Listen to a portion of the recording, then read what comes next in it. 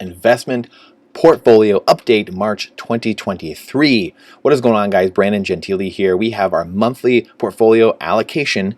We see the percentages, the breakdown. I added in the last month as well. We have not done that before, so we have that difference now to see what was last month compared to this month. And there's a theme in this one, and it's consistency and patience.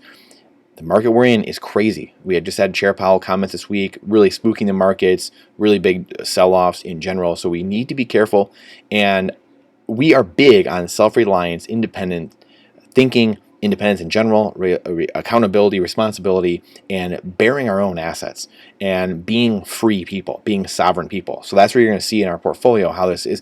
And it's quite honestly done very well for us in the last decade. I mean, I think it, last I checked a while ago, probably a few months ago, 6 months ago, we've 15x'd our wealth, our net worth over the last 8 to 10 years because of this, I don't know, call it contrarian strategy, but this outsider portfolio, having very little to nothing in stocks and paper assets and everything in bear assets, whether it's real estate, gold and silver, commodities, actually holding the instruments, Bitcoin, and businesses we own, and being in that separate world. And you can do this whether you're a business owner or employee, it doesn't matter.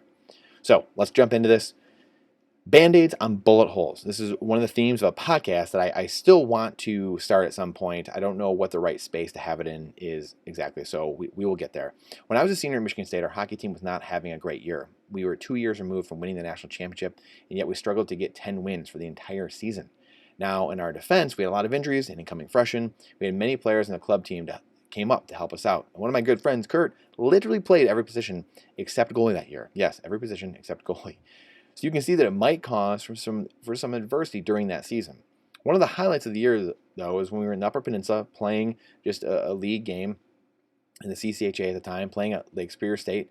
We had not played well, and our coach called a team meeting and banned everyone from drinking alcohol the rest of the year. His heart was in the right place because he was a very experienced coach and knew a thing or two. He knows his way around the hockey rink. Let's just say that.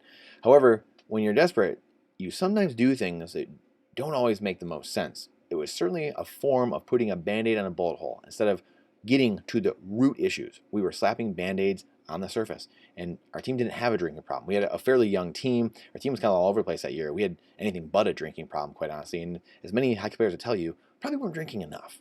So that's neither here nor there. That's a story for a different day. Much like government we have today, focusing on the wrong issues and talking about canceling debts, printing more currency to bail out citizens or companies, instead of getting to the root core issue of why we have inflation and rising prices in the first place, which is the very currency printing that it keeps speeding it up, that they're trying to do to bail other people out and bail themselves out.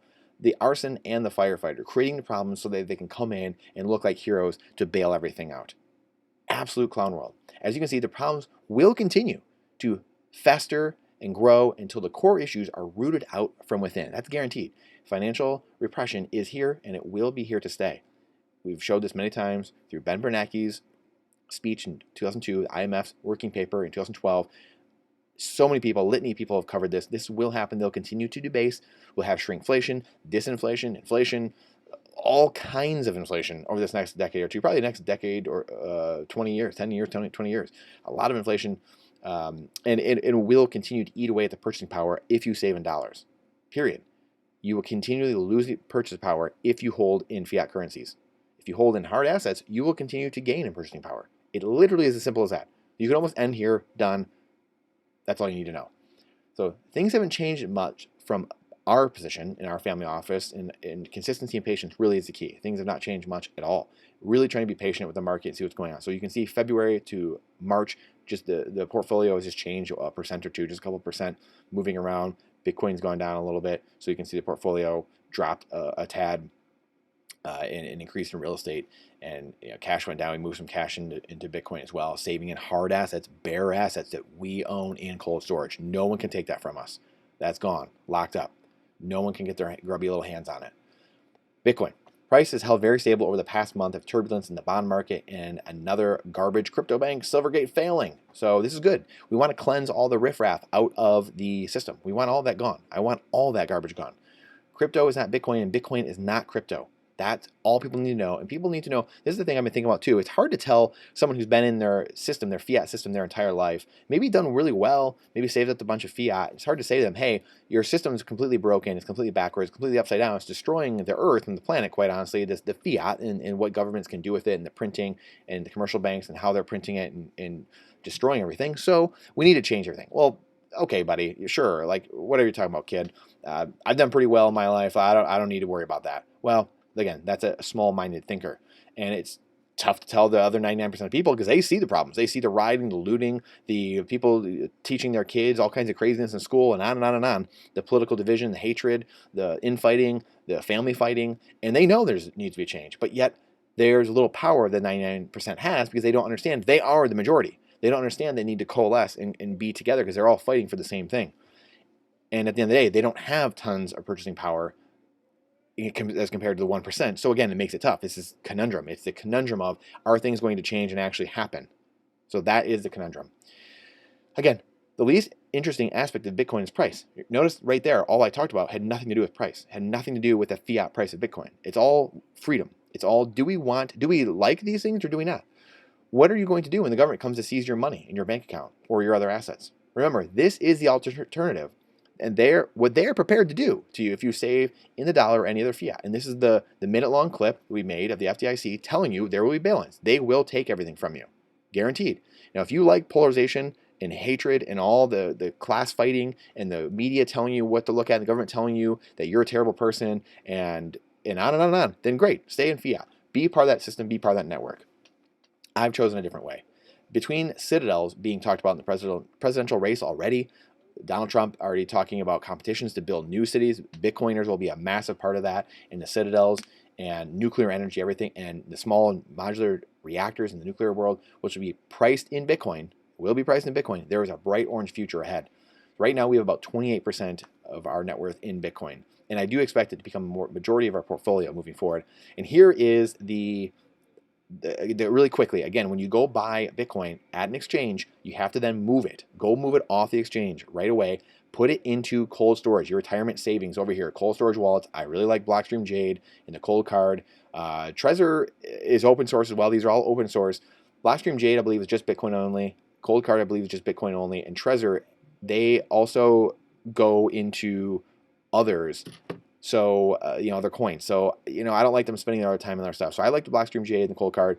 If you need a couple $100 on you to transact in Bitcoin, to send payments back and forth to family members, friends, whatever it is, or buy a coffee, Moon Wallet, just keep a couple $100 in there. It's a hot wallet, meaning that's connected to the internet, so anything can happen.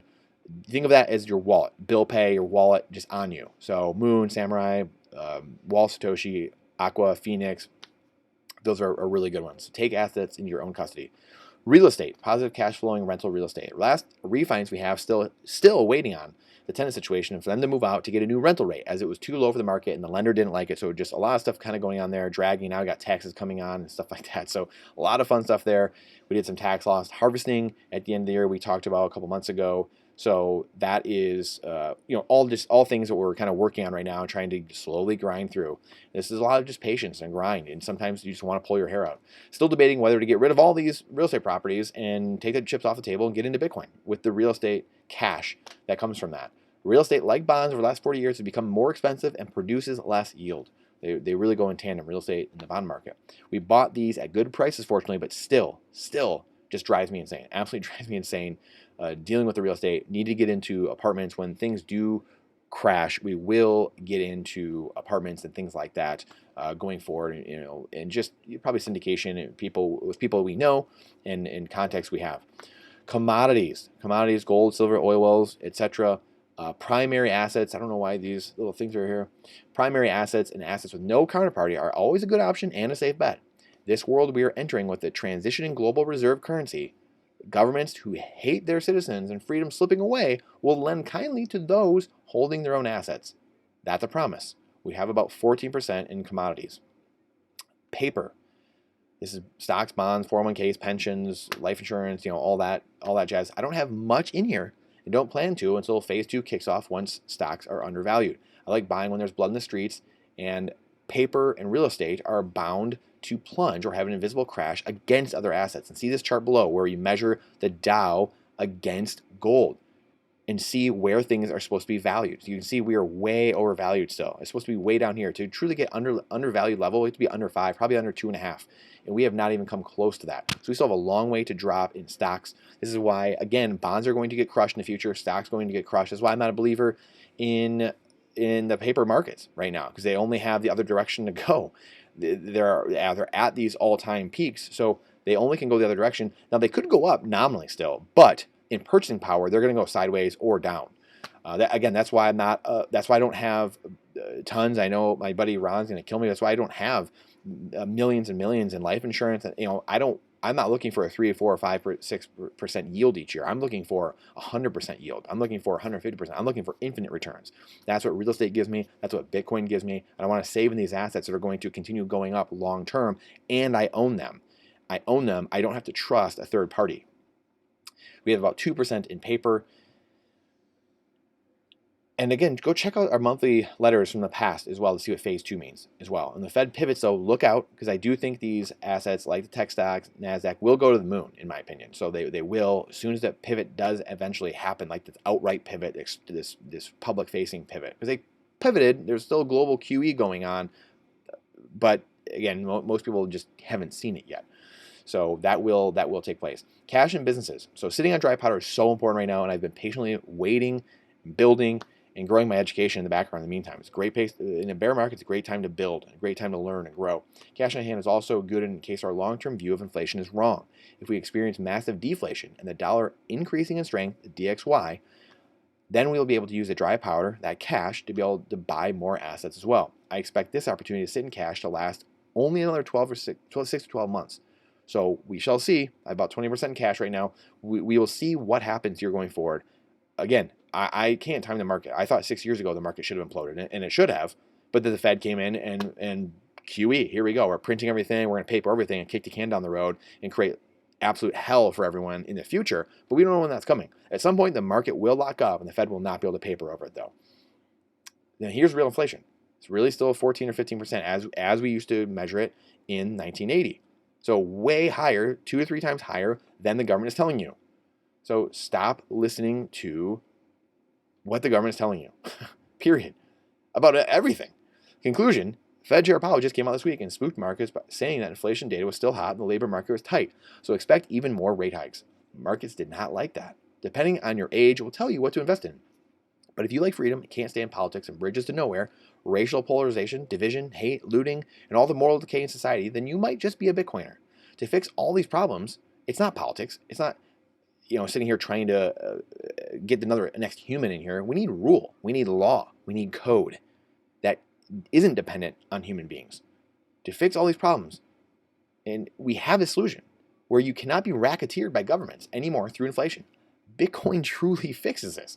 It's immutable. It's decentralized. It's whack-a-mole. It's a mind virus. It is energy. It's fixing energy grids. It's fixing, using stranded and captured energy. It's literally revolutionizing cities, revolutionizing countries now. It's revolutionizing portfolios and people, individuals. The people I've seen in the space that have quit their jobs, their fiat life to come into Bitcoin and work into Bitcoin is mind-blowing. And the world is only beginning to wake up to this. The new money revolution is here. The new money that goes at the speed of commerce is Bitcoin. Gold, silver can't do that. Fiat can't do that. It can't do anything that humans need to do nowadays. And that's why we find ourselves in this hellscape of trash and vitriol and hatred, because governments are allowed to take and steal counterfeit currency and steal your time and energy from each person.